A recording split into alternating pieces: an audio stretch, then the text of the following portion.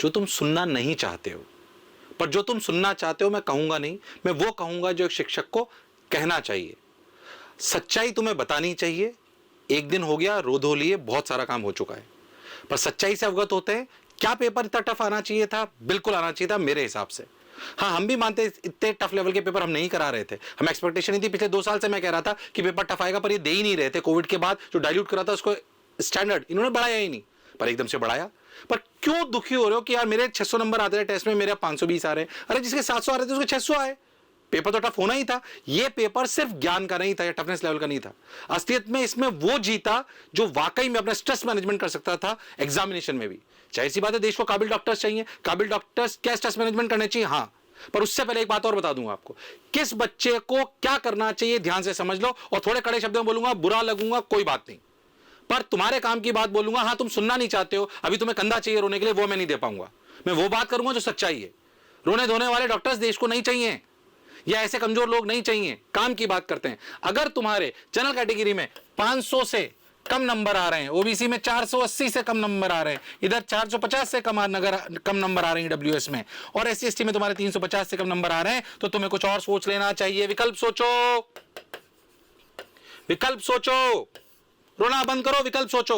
रोते हुए इमोशनली कोई भी व्यक्ति दुनिया में निर्णय जो लेता है वो गलत लेता है, ये सब लोग जानते हैं। अपने मन को काम एंड कंपोज करो। सबने मेहनत करी है। और मैं तो कह रहा हूं पेपर इजी आता तब भी क्या सीटें बढ़ जाती। मैं तो कह रहा हूं जिसके पिछली बार 650 आए थे उसको भी कॉलेज नहीं मिला, तब भी वो बहुत दुखी हुआ था। इस बार हो सकता है कि 590 वाले को मिल जाए, तब भी वो दुखी हो सकता है, क्योंकि उसने सोचा कुछ और था। उसको लगेगा मेरे 650 नंबर आ सकते थे। ये दुख वाली प्रक्रिया हर साल होती है, इसमें कोई खास बात नहीं है। जो सेलेक्ट नहीं होंगे उनको या तो विकल्प ढूंढने पड़ेंगे या दोबारा तैयारी करनी पड़ेगी। विकल्प हमारे पास क्या है? या तो हम दोबारा तैयारी करें, या तो दोबारा तैयारी करें। और तैयारी के लिए एक बात बता दूं आपको, या कुछ अपने कॉलेज ढूंढना है, जो भी हमें ढूंढना है, जो भी हमें आगे एजुकेशन के ढूंढना है, उस पर अपन बात करें।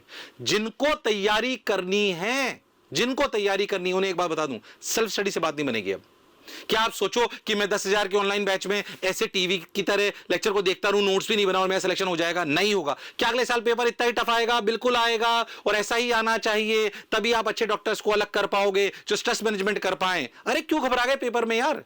घबराने वाला पेपर नहीं था ये। जो नहीं घबराया वो ही सिलेक्ट हुआ। क्या अगर आपके पास एक्सीडेंट होकर कोई ऐसा पेशेंट आ जाए जिसका सर फटा हो और आप खुद घबरा जाओगे, तो अच्छे डॉक्टर कैसे बन पाओगे? इसमें कौन सी शक और संशय वाली बात है? तो जो नहीं घबराया, ये एग्जामिनेशन, बार बार कह रहा हूं, ये एग्जामिनेशन सिर्फ और सिर्फ ज्ञान का नहीं था, ये स्ट्रेस मैनेजमेंट का भी था।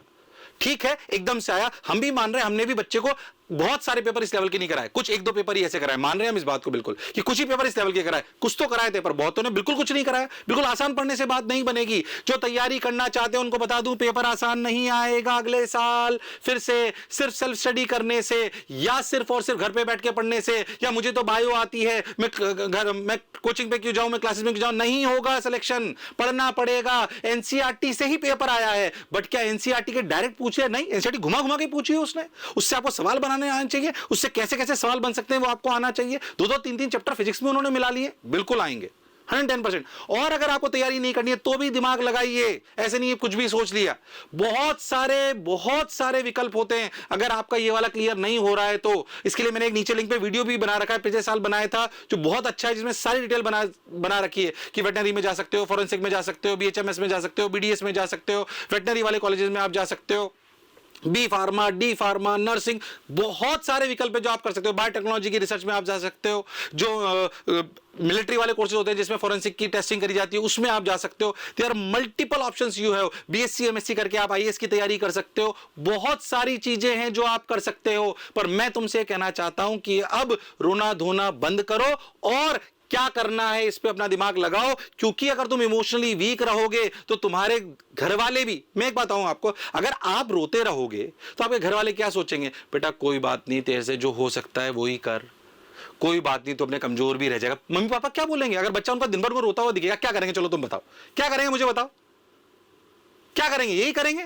आज अगर मैं मम्मी पापा से पूरे टाइम दुखी होता क्या बैठा रहूं, नहीं यार मैं तो परेशान हो गया हूं, पता नहीं कितना काम है, क्या है, तो मेरे को क्या बोलेंगे? यही बोलेंगे कि यार तू क्यों परेशान हो रहा है, कोई बात नहीं, हमने तो जो मिलेगा चल जाएगा काम। एक मैं बोलूं नहीं मैं लड़ूंगा, कोई बात नहीं, ये नहीं हुआ तो मैं कुछ और करूंगा, तो बोलेंगे बेटा हम तुम्हारे साथ हैं।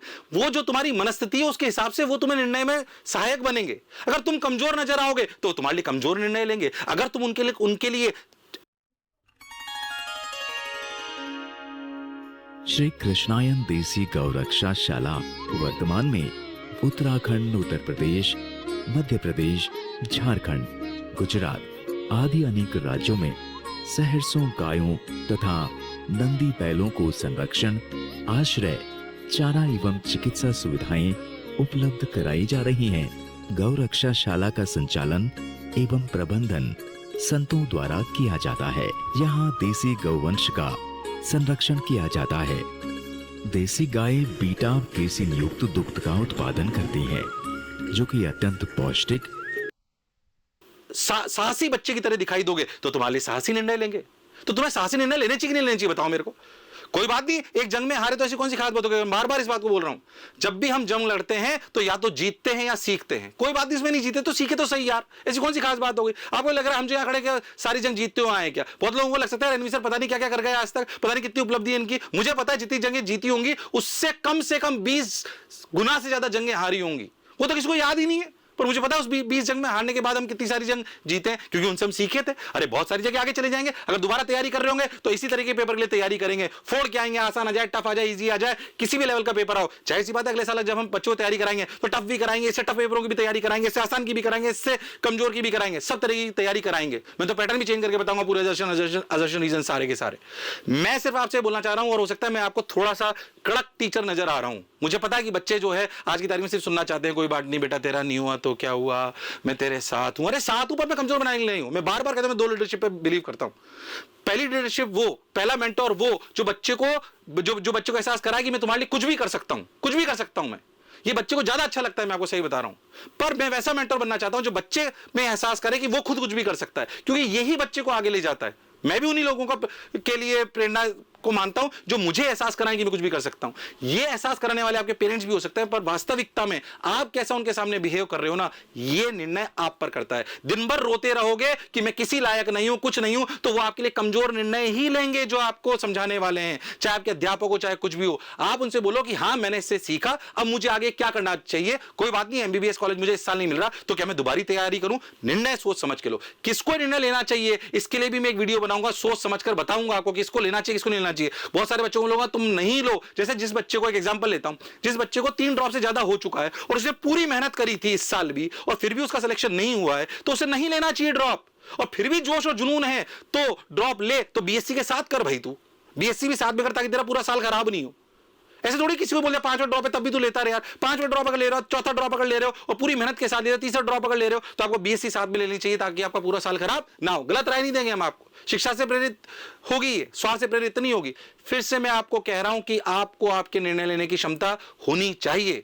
कड़क आवाज में बोल रहा हूं, एक शिक्षक के रूप में बोल रहा हूं। आशा करता हूं तुम्हें मेरी ये बात समझ में आई होगी। तुम कोई निर्णय रो धोकर नहीं लोगे, भारी मन से निर्णय नहीं लेंगे। किसी ने खूब बात बोली है कि जब क्रोध आ रहा हो तो कुछ बोलना नहीं चाहिए, जब हम रोने धोने वाले डिप्रेशन वाले मूड में हो तो कोई निर्णय नहीं लेना चाहिए, और जब बहुत खुश हो तो किसी से वादा नहीं करना चाहिए। तुम इस बीच वाली स्टेज में हो, अभी इस बीच वाली स्टेज से पहले काम एंड कंपोज स्टेज पे आओ कि मुझे करना क्या। अगले 2 दिन ये सोचूंगा कि दोबारा तैयारी करनी है या कोई कॉलेज ढूंढना है। क्या करना है तुम्हें सोचना है कि कॉलेज में जाना है। अगर कॉलेज जाना है तो कौन कौन से में जा सकता हूं, बहुत सारा एक वीडियो बना रखा है उसमें देखो, और भी बहुत सारे दिख जाएंगे यूट्यूब पे, और उस पर रिसर्च करो भाई। एक दिन में तय नहीं करना है, महीना 1.5 महीने लगा दो कि मेरे लिए क्या बेस्ट है। मैं बीएचएमएस में जा सकता हूं, बीडीएस में जा सकता हूं, यूनानी में जा सकता हूं, वेटनरी में जा सकता हूं, मेरे को बी फार्मा करनी चाहिए, डी फार्मा करनी चाहिए, बायोटेक्नोलॉजी करनी चाहिए, बायोटेक्नोलॉजी की रिसर्च करनी चाहिए। क्या करना चाहिए यह आपको पता होना चाहिए। फिर मैं आपसे कह रहा हूं कि हो सकता है कि मैं आपको थोड़ा सा कड़क अध्यापक लगूं, पर विश्वास कह रहा हूं आपको कि सच्चाई की दवाई थोड़ी कड़वी होती है। सच्चाई की दवाई थोड़ी कड़वी होती है और मेरे को यही सही लगता है। जितने भी बच्चे मुझे सुन रहे हैं, घबराइए मत, डरिए मत। सिर्फ ये एक एग्जाम तय नहीं करता कि आप जीवन में सफल होंगे नहीं होंगे। अगर आपने डॉक्टर बनने के सपने को मानव सेवा से जोड़ के लिया था, विश्वास मानो मानव सेवा आपको कहीं ना कहीं जरूर लेके जाएगी, इस रास्ते से नहीं तो किसी और रास्ते से यार। अगर तुम सोचिए मिलिट्री के किसी रिसर्च ऑर्गेनाइजेशन में चले गए जहां पे तुम फॉरेंसिक रिसर्च कर रहे हो मेडिकल से जुड़कर, तो तुम कितनी सेवा उन लोगों की कर रहे होंगे, मिलिट्री वाले फोर्सेस की, जो हमारे देश के लिए बहुत काम किया। तुम देश के मानव सेवा के कैसे काम में होगे तुम्हें पता नहीं पड़ेगा। मन में भाव होना चाहिए अल्टीमेटली मुझे क्या अचीव करना है। जाहिर सी बात है मानव सेवा करना है, खुद की एक अस्तित्व बनाना है और अपने घर का भरण पोषण भी अच्छे से करना है। तीनों चीजें अचीव करनी थी ना डॉक्टर बनके, यही तो अचीव करना करना था कि हाँ समाज में मेरा सम्मान हो, हाँ मैं मानव सेवा कर सकूं ताकि मुझे खुद से अच्छी फीलिंग आए और मैं अपने परिवार का भरण पोषण अच्छे से कर पाऊं ताकि मेरी समाज में भी अच्छी परिस्थिति हो। ये तीनों चीजें क्या सिर्फ एमबीबीएस डॉक्टर को मिलती है? बहुत सारे लोगों को मिलती है। इसकी बहुत सारे ट्रैक हो सकते हैं, उस पर आपको ध्यान देना आना चाहिए। पर आज समय है काम एंड कंपोज होके निर्णय लेने का। अगर ये बच्चे जितने भी जो मैंने बोले हैं ये है, निर्णय लीजिए, मेरी रिक्वेस्ट है निर्णय लीजिए। जो ये बच्चे इस कैटेगरी में, निर्णय लीजिए कि तैयारी करनी है या नहीं करनी है। करनी है तो डट के करनी है, सेल्फ स्टडी काम नहीं आएगी। बार बार इस बात को बोल रहा हूं। बच्चे लाइब्रेरी में बैठ के क्लासेस छोड़ के या कुछ ज्वाइन नहीं करके लाइब्रेरी में बैठ के सोचते सेकंड ड्रॉप थर्ड ड्रॉप में कि यार मेरा सिलेक्शन हो जाएगा। नहीं होगा, क्लास आना पड़ेगा, उन टीचरों से पढ़ना पड़ेगा जिन्होंने एम्स के लिए बच्चों को पढ़ाया हुआ है, जिनको अनुभव है। सिर्फ खुश करने वाली पढ़ाई से बात नहीं पड़ेगी, बन पाएगी, सिलेक्शन के लिए पढ़ना पड़ेगा। 23 लाख 24 लाख बच्चों में से अगर 50-60 हजार सीटें हैं जहां पर आप पहुंच पाते हो ढंग की जगह पे, तो आपको ये मेहनत करनी पड़ेगी। तुम्हें बोलते बोलते ना मेरे पसीने आगे, भले स्टूडियो में फुल एसी चल रहा है, तुम्हें मजाक लग रही होगी ये वाली बात, बट सच्चाई है। मैं तुम्हें फिर से कहना चाहता हूं, थोड़ा कड़क आपको नजर, मुझे पता है हमने बहुत सारे लोग लिए हैं सर, समझते ही नहीं है। अरे मैं सब समझता हूं भाई, मैंने भी ड्रॉप लिया था, मैं भी तुम्हारे दर्द को समझता हूं, ऐसा नहीं है, पर तुम्हें कमजोर नहीं बनाना चाहता हूं। कमजोर बच्चे को कोई एक्सेप्ट नहीं करेगा आज से 5 साल बाद। आज तुम्हें सिंपैथी मिल सकती है रोने पर, सिंपैथी लेने के लिए नहीं बनना था तुम्हें डॉक्टर, काबिल बनने के लिए बनना था। तो काबिलियत और भी कई जगह हो सकती है, या तो दोबारा रिपीट करके अपने आप को प्रूव करो, नहीं तो कॉलेज ढूंढो। कॉलेज ढूंढने में भी मैं कम से कम महीना 1.5 महीना लगाऊंगा कि मुझे क्या करना है। अब टाइम इसी बात का है। आशा करता हूं कि मेरी कड़क बात तुम्हें कड़वी जरूर लगी होगी, पर तुम अगर अंतर मन से सोचोगे तो तुम्हें समझ में आएगा कि सर हमारे बड़े भाई और पिताजी की तरह बोल रहे हैं, पर काम की बात बोल रहे हैं और हमारे अच्छे के लिए बोल रहे हैं। मुझे लगा कि मेरे पास लगातार कल के बाद से लगातार मैसेज आ रहे हैं, रात भर दिन भर मैसेज। मैं इस तरह की वीडियो हालांकि ज़्यादा बनाना नहीं चाहता हूं, मैं लॉजिकल पे ज़्यादा बिलीव करता हूं कि कट ऑफ क्या होगी, उसमें भी मैं पूरा वीडियो बनाने वाला हूं। बट फिर भी मुझे लगता है कि बातें तुमसे मुझे कहनी चाहिए थी। मेरी किसी बात से अगर तुम्हारे को मैंने आहत पहुंचाई हो तो मैं उसके लिए क्षमा प्रार्थी हूं।